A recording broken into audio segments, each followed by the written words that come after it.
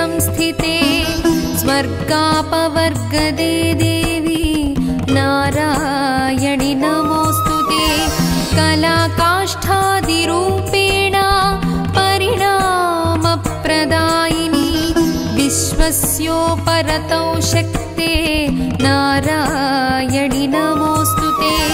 सर्वमङ्गलमाङ्गल्ये शिवे सर्वार्थसाधिके शरण्ये त्र्यम्बिके देवी नारायणि नमोऽस्तुते सृष्टिस्थितिविनाशानां शक्तिभूते सनातनी गुणाश्रये गुणमये नारायणि नमोऽस्तुते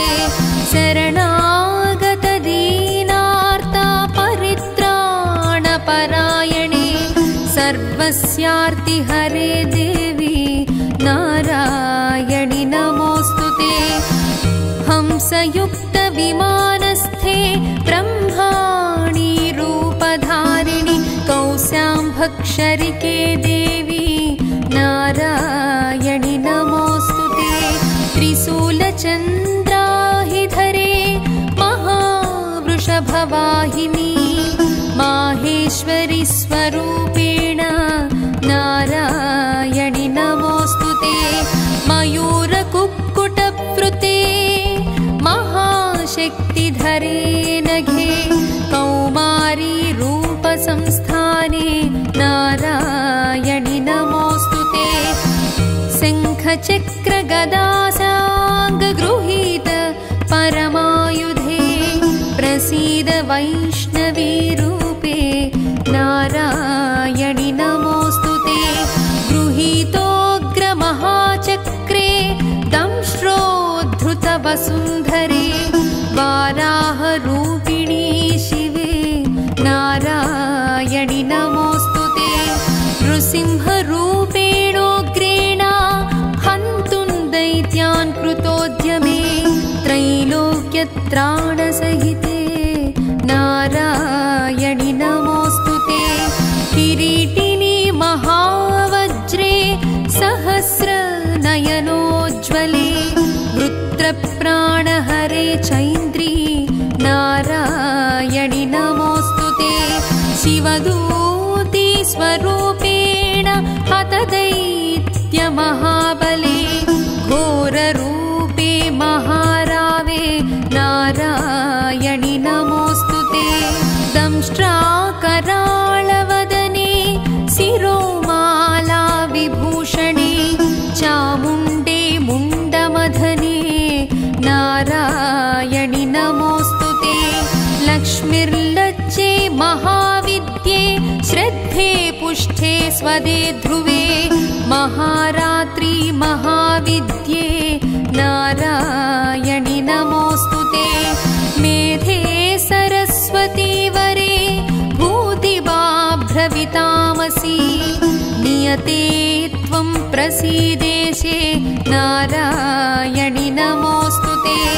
सर्वतः पाणिपादान्ते सर्वतोक्षिशिरोमुखे सर्वतः श्रवणघ्राणे नारायणि नमोऽस्तुते सर्वेन्द्रियगुणाभावे सर्वेन्द्रियविवर्जिते सर्वेन्द्रियार्थसंस्थाने नारायणि नमोऽस्तुते सर्वभूतशरीरेषु बहिरन्तर्व्यवस्थिते सर्वव्यापिनी सर्वज्ञे नारायणि नमोऽस्तुते सर्वभूतशरीराणां विनाशोद्भवकारिणी सर्वावस्थानते गौरी नारायणि नमोऽस्तुते सर्वदेवादिदेवस्य सर्वस्यामित तेजसः सर्वप्राणधनाध्यक्षे नारायणि नमोऽस्तुते सर्वस्वरूपे सर्वेशे सर्वशक्ति समन्विते भयेभ्यस्त्राहिनो देवी दुर्गे देवी नमोऽस्तुते एतत्ते वदनं सौम्यं सौभाग्यभूषितं पातु न स्वं भूतेभ्यः कात्यायनि नमोऽस्तु ते ज्वालाकराळमत्युग्रम् अशेषासुरसूदनं त्रिशूलं पातु नो भीतेर्भद्रकाली नमोऽस्तु ते हिनस्ति दैत्यतेजांसि स्वनेनापूर्यया जगत्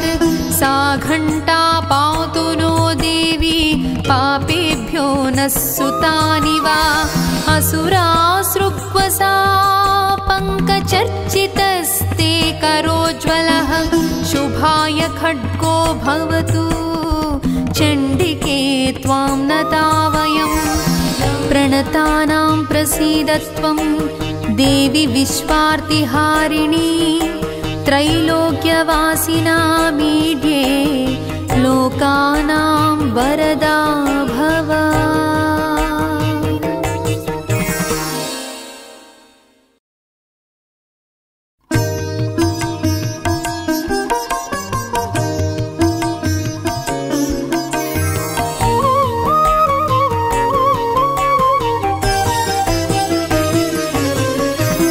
सर्वभूता यदा देवी